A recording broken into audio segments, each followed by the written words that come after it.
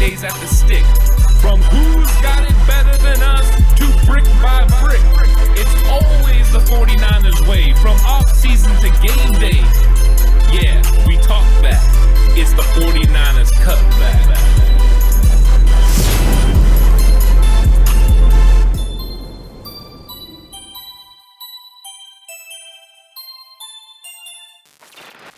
It's 49ers Cutback Podcast time, and Alex, it's time to talk about what roster moves are still there, injury-wise, and then what the 49ers are going to do in this game plan against Seattle, and I think that's the most exciting part. That's what I'm ready to get in. That's the part I'm most excited about. Make sure you hit that like button right now. Hit that subscribe button if you haven't already, that notification bell as well. That way you're notified for all of the videos coming out here on this channel. You don't want to miss any of it. But let's start with some of the player updates. K'Waun Williams obviously going to be out. Josh Norman right now trending towards doubtful. Not a great sign. They did talk about he's got one more hurdle and kind of obstacle to overcome. It's this testing that he's got to do Saturday. It's basically, or today, excuse me. He's got to do some running, right? They're going to basically be doing some conditioning, some cardio, some other things like that, and just basically seeing how his lungs hold up, filling up with fluid. How is his body reacting and responding to extreme physical activity? If he passes the test, well, there is an opportunity for him to play. It's really going to come down to how he feels and how the coaching staff feels with it. If he doesn't pass the test, well, obviously he's not playing, but they're not worried about it because I think at this point the 49ers they've been planning and prepping all week for no Josh Norman. Yeah, I think they have. I think they had to play it that way. And Norman, if they get him, it's just a bonus. But yeah, he's going to be going through the testing here in the next hour or so. So we'll understand what's going to happen after that. We'll find out. But right now we don't know. And Kyle Shanahan kind of talked about the other options that are going to be there, whether that's Deommodore Lenoir, which we've all seen what he can do. But they signed Drake Kirkpatrick a couple weeks ago, and so now he's familiar with the system, and he's able to go in there, and he understands what Seattle does because he played against Seattle before when he was with Arizona last year. So they have a veteran that they can turn to, and of course they got Dante Johnson as well that can help in the slot, and I think that's where Dante is going to be asked to play a lot. So it's going to be interesting to see if they put Demo in the slot and they play Drake Kirkpatrick on the outside, or if they go with Dante Johnson and then one of those other two on the outside. It'll be interesting, and I'm looking forward to seeing what they ultimately figure out doing. Yeah, and that's going to be the important thing is what they want to do and how they want to utilize the cornerbacks now with the situation with Norman. You have Mosley who's healthy and everything seems to be A-okay, just fine there, but no K'Waun on the inside. Do you want to put Demo and keep him on the interior? Do you want to put him on the outside potentially where there's a guy like DK who can get physical? If you're comfortable with Drake Kirkpatrick now, then maybe this is an idea and a point in time where you can go Drake Kirkpatrick on one side, Mosley on the other, with Demo on the slot, and you can kind of rotate Demo in situations with DJ, maybe situations where you feel they're going to run a little bit more basic concepts and things of that nature, or if they're going to run mirror looks. Seattle last week against Minnesota, a lot of mirror action on both sides of the field, meaning you had stack formations or, trips bunched to one side or, just basically ace package where you got two wide receivers or a wide receiver and a tight end on one side of the field, and they're doing the same route concepts on both sides of the field. They do a lot of that. So when you're in those types of formations and sets, or you feel that this is a situation where you could see a mirror look, might be a situation to throw Demo out there because there's less guessing to do because he knows when I'm out in these situations here, I'm looking for one of a few things. It's definitely a different offense than you saw from Green Bay. 100% they want to move the pocket. If you've seen the Rams play over the last few years, that's basically what you're getting out of the Seattle Seahawks. It's very eerily similar to what McVay does, and this guy's a McVay guy, the offensive coordinator, so that's what you're going to get out of it. You're going to get a lot of movement out of the pocket. There was a lot of first down play action plays from Russell Wilson in this offense. But the one thing that was very noticeable is Russell Wilson holds on to the ball a lot longer than Aaron Rodgers did. And even when he tries to get it out quick, it's just not getting out as quick. That's something Aaron does at a spectacular level.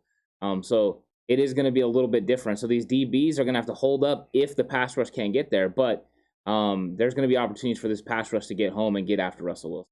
Absolutely. There's definitely going to be. And how they choose to utilize the cornerbacks, how they choose to take away first looks and things of that nature, going to be something to keep an eye on all week long and all game long. So with Norman trending doubtful, that leaves other guys, right? The other guys that are questionable right now, Javon Kinlaw, George Kittle, and Elijah Mitchell. Agreed. Kittle is playing. Yeah. Kinlaw is playing. Both of these guys are most likely playing. I know 49ers fans are freaking out. George Kittle, questionable. Kyle Shanahan comes out. He's not guaranteed to play. Yeah, I think you're supposed to say that. I mean, you're trying to be cautious with him, but also, if you can hide something or, make someone think twice about it, you can. Look, George Kittle in his presser said he was fine. He said he feels great. It's sounding like a calf contusion. If this is a calf contusion, he's playing through it 100%. Yeah, I think so. I think Kinlaw is a for sure. I don't even think that's there's any question at all. I think there is a little bit of question, but I would put Kittle on the teeter-totter on the up way, because I think he's going to play through it, and it sounds like he's already been playing through it. It's just something that was a little more sore coming out of this game than they anticipated as they've been managing it.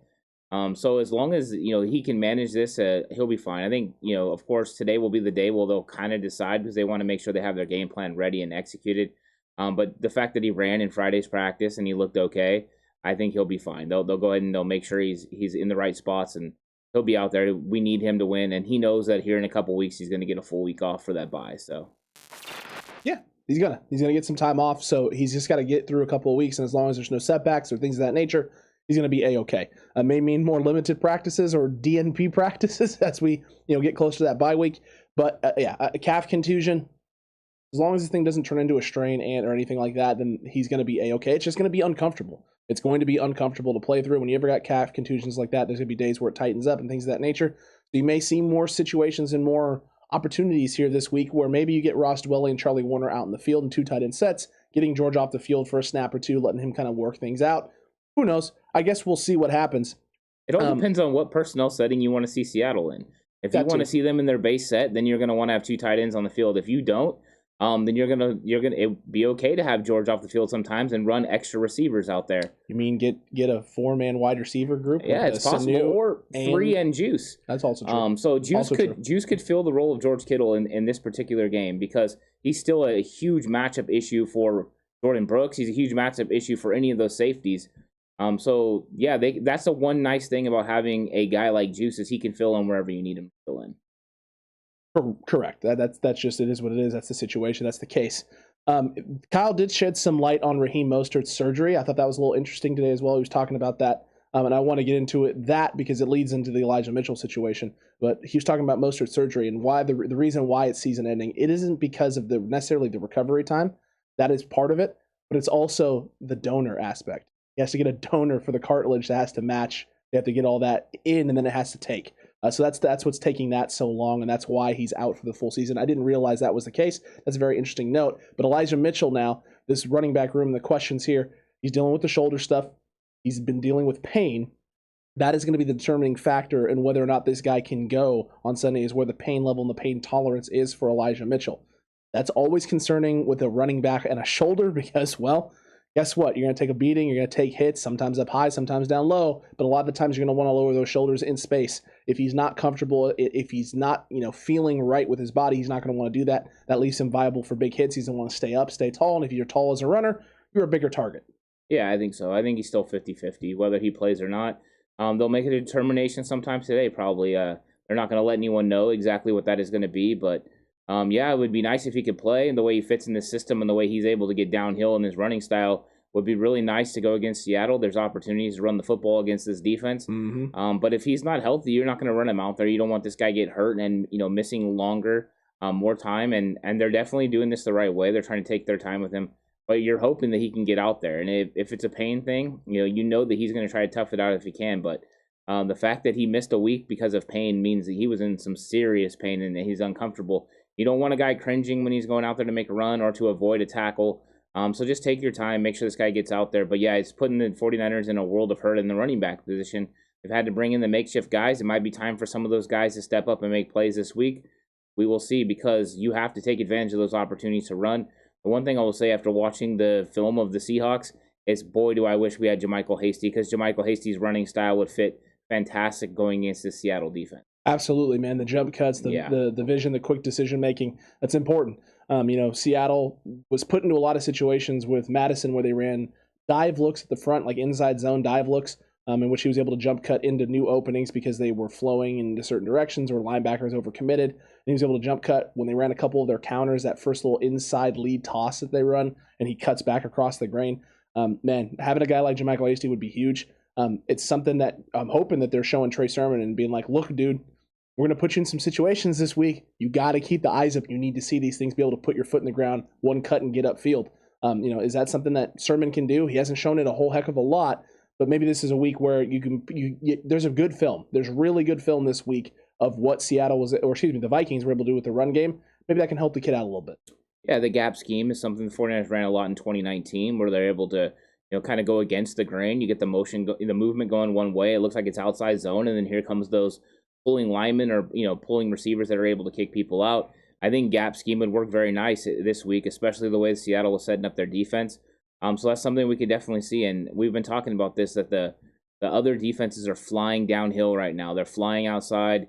They're trying to cut off these outside plays, and so now the 49ers can counter that by going back the other way. It's gonna make it available for all these other plays to work. So use the speed of the Seahawks defense against them and take advantage of some of those plays. I think that could definitely happen this week.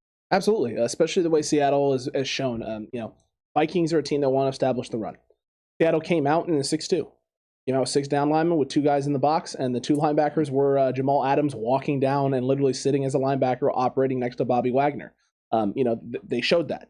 They showed a lot of 5-2 as well. They showed nickel packages where they ran 5-2 and walked down again. Jamal Adams playing in that box area. He's playing a lot in the box. He's not playing very often as a deep safety. No. And whenever they do walk down a linebacker or a safety, it's always Jamal Adams. It's not your other safety over there in space. So you know roughly where he's going to be. And if he's deep, it's almost always a cover 4 situation quarters. They don't typically have him defending a third of the field. They break the field into an even smaller chunk.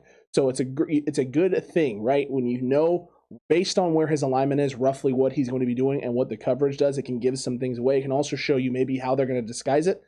Very rarely do they put this guy alone out there in a cover 1 situation as a zone protector on the deep half of the field or in any sort of deep halves coverage. The problem with Seattle's defense is they can't put pressure with 4 guys. No. No matter what, they have to bring at least 5. And whether that is 4 down linemen and blitzing Jamal Adams, or if that's bringing Bobby Wagner or whoever it is, they always have to bring somebody.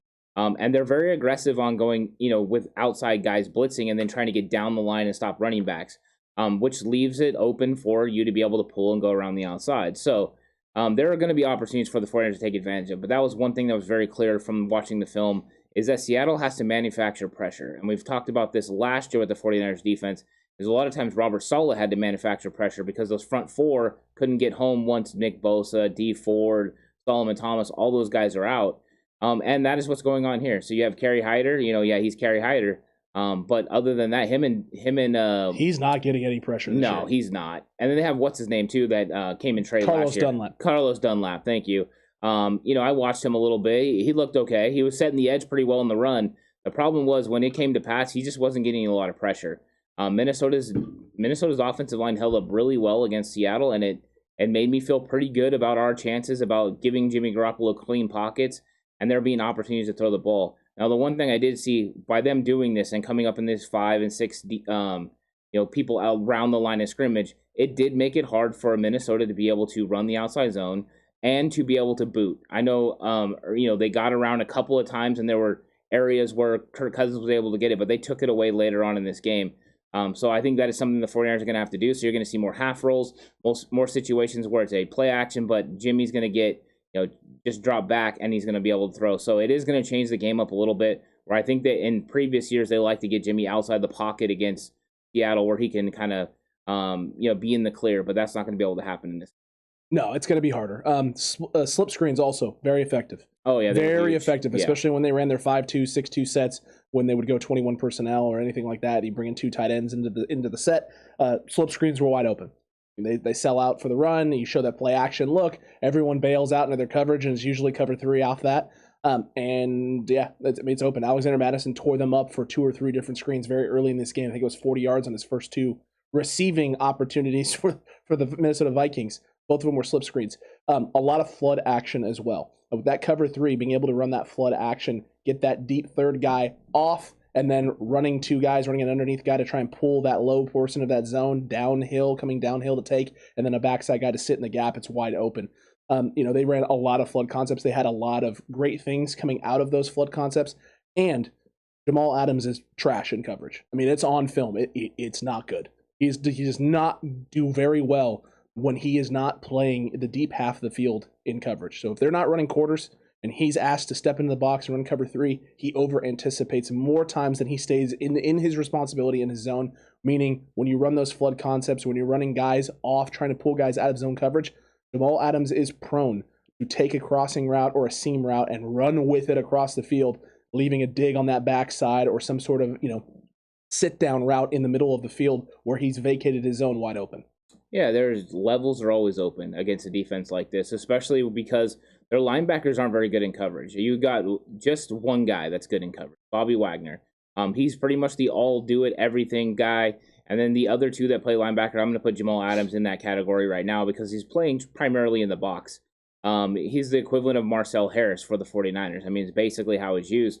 The one thing is he blitzes a lot more. But there are opportunities down the field for you to run levels where you can have 3 different levels of receivers like you're talking about with the flood. And we have opportunities to go deep because these safeties are going to want to jump those underneath routes, especially if that's George Kittle or Deebo Samuel that's running that intermediate route. The safety's going to want to jump that. The problem is there's going to be a deep route over the top. And if Jimmy Garoppolo lets go and lets it rip, we're going to have some big plays down the field because I think he's going to have the time in the pocket.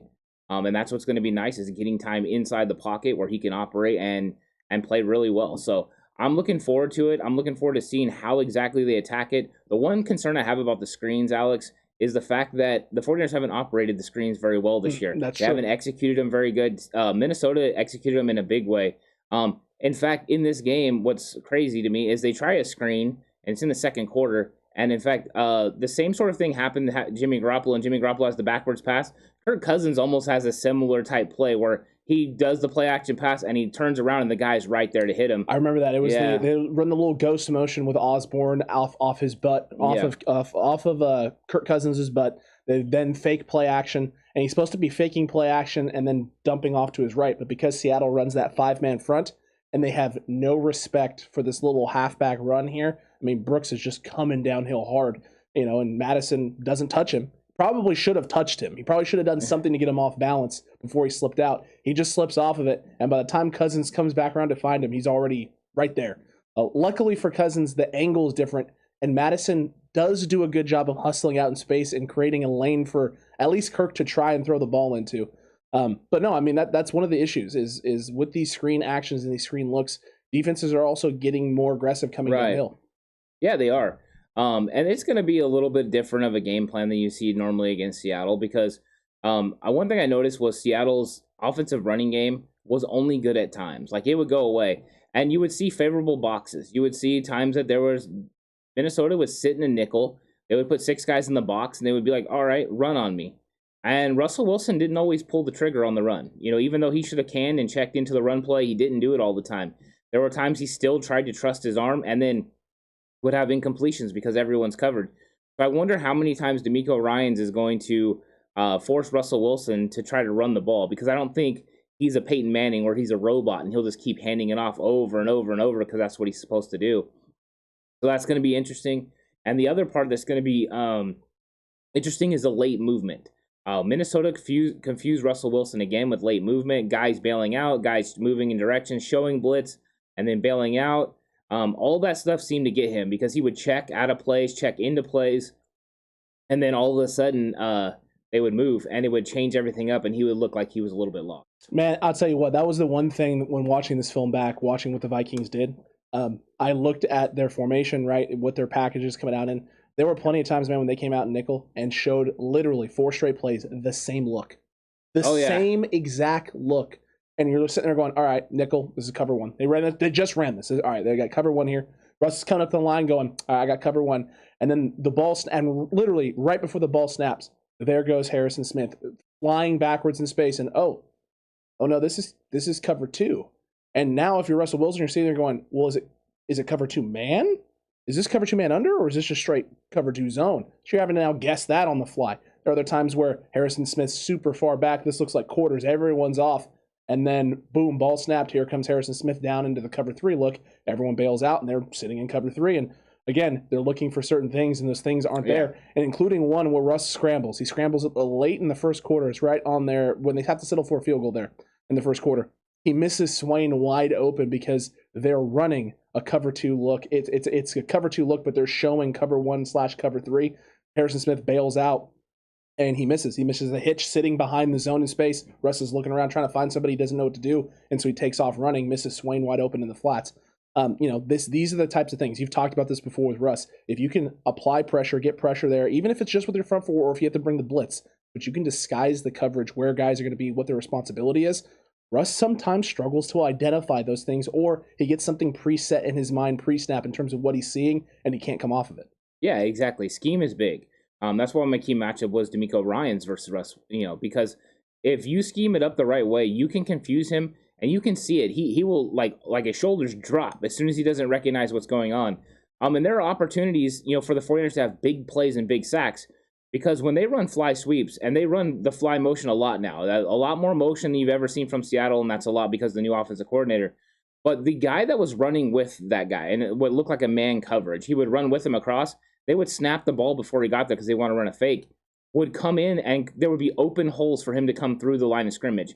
And when he did, he could make a play on Russ. The problem was he was going after the running back and after the play fake, and then Russ was able to locate the window and get rid of the ball. But if they look for Russ on those plays and trust the defensive line to make the play, they could have some big hits on Russell Wilson, some big sacks, and force them to kind of change the way they're running these motions, because these motions are leaving windows and avenues for a blitzing guy to come through. The other thing that was really big was Harrison Smith didn't do a great job of this, but there were opportunities for run blitzing from the safety. If he would have came flying up a few times, he would have stopped Carson for even shorter gain. And the 49ers safeties do that really well. Jimmy Ward, especially Jaquiski Tartt, he's fantastic at it. But I think there's opportunities for the 49ers to show the two deep and then bring one of those guys up later on and completely stuff it. But D'Amico Ryans is going to have to scheme this up, confuse Russ. And if he does, they're going to have opportunities to create turnovers. And then those turnovers are going to create a lot of points for the 49ers, because there's avenues for the 49ers to score a lot of points as well. 100%, man. Yeah. The Seahawks defense is not by any means formidable, or I didn't watch this defense and think, man, impressive. I saw very odd things, unique things. I saw 6-1 at one point from them. I saw a 5-1 at one point from them, going nickel package, but with five guys walking two linebackers down on the outside. Or in one case, it was a linebacker and the nickel corner walking down. It's just like, oh my Lord almighty. So they do some very interesting things, and they're trying to be aggressive because they're trying to slow down that run game, because they don't want the play action to be as effective when they go to their base sets and their base looks. So no, there's going to be areas and avenues and opportunities to attack Seattle. Number one, and the most important thing, though, is going to be execution. Guys winning one-on-one, because they're going to run cover 3 a lot. Going to be a lot of cover 3. Matter of fact, I'm looking here just off the first 20 plus plays that the Minnesota Vikings ran, and it's about it's close to about 35% of the time they ran cover 3. There's no term for it. There's no tendency. First down sometimes, 1st and 10, cover 3. 3rd and 3, cover 3. It doesn't matter. It's the thing that they're most comfortable doing. They'll go to that cover 3 look. So when they give you those man opportunities, when they give you man on man matchups, right? Whether that's 2nd and longs, 1st and 10s, 3rd and shorts, and we're not running the football, you got to take advantage. You have to take advantage and win those matchups, because they're not going to have as much help, and the corners aren't as talented. They're not high-end caliber corners, and this receiving core really needs to be the week that the receiving core steps up in a big way and elevates itself. Yeah, there are opportunities for those outside guys to make football plays, because you're right, the secondary is not that good. And I was watching DJ Reed get beat one-on-one. I was watching who's the other corner over there? Trey Flowers. I was watching him, play too far off and just give way too much cushion. It looked like they were afraid of Minnesota Vikings receivers. I mean, they really did put the fear of God into them. And if the 49ers aren't getting that kind of respect in the receiving core, they need to go get it in this game. This is a great opportunity to do so.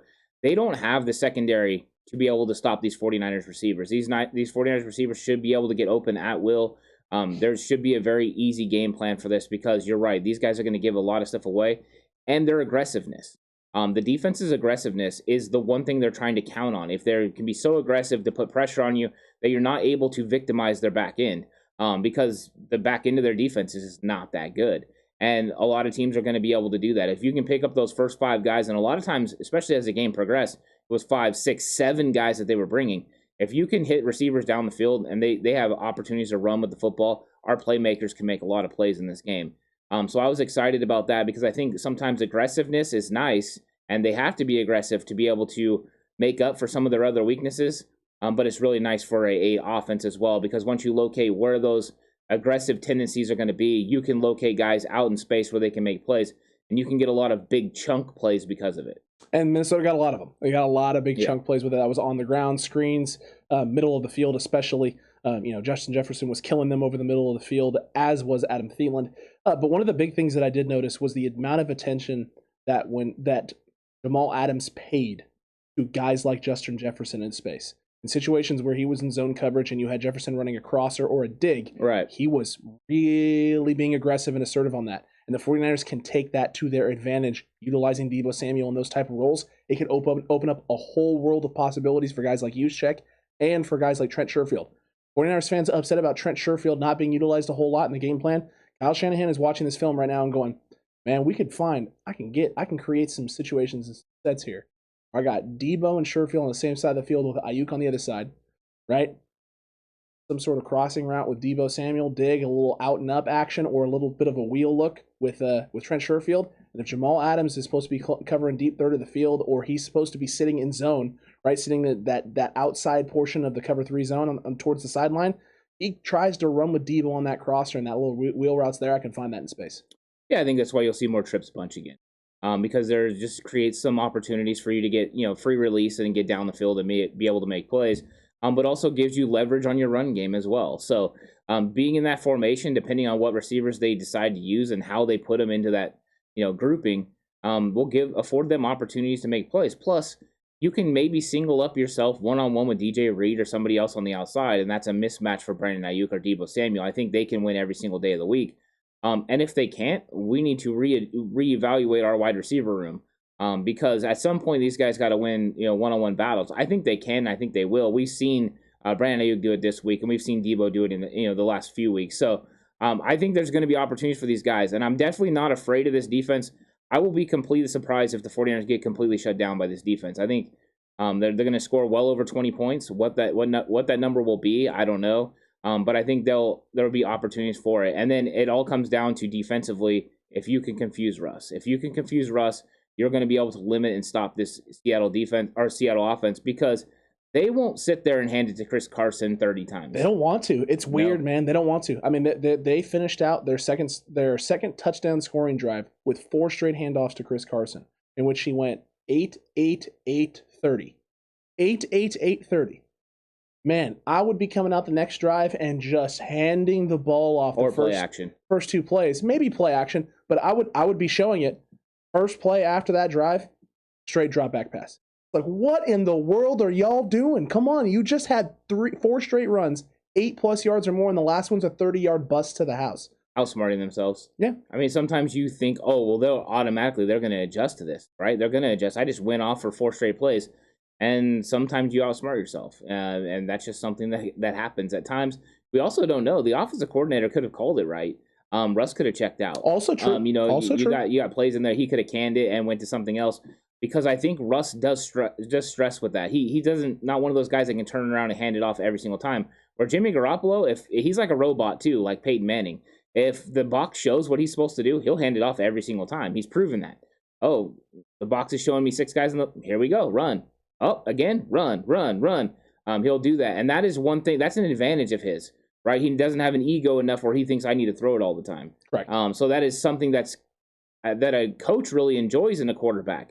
As long as the other elite skills match up with that, which like Peyton Manning was, right? Then you 100% want a quarterback and prefer a quarterback like that than somebody that always wants to kind of play hero ball. Yeah, playing hero ball, sometimes it pans out and works in your favor, right? It creates those Twitter plays that Sam was talking about the other day. Yeah. The problem with hero ball is that at some point in time, the guy who wants to be the hero is going to do a little bit too much. You're going to check yourself into a situation where, yes, it's my turn. I want the ball in my hand. I want to be the guy that makes the play, but the situation doesn't call for that. You're not seeing that situation here. You're forcing the situation. When you force the situation, you force that to be the case. It can lead to disastrous results. It can lead to things that shouldn't happen. Now, granted, it does lead to other things and great plays and great moments. Those are fine. But as a coach, you could care less about the great moments where the guy makes a play off a busted play that shouldn't work and he just makes a great throw.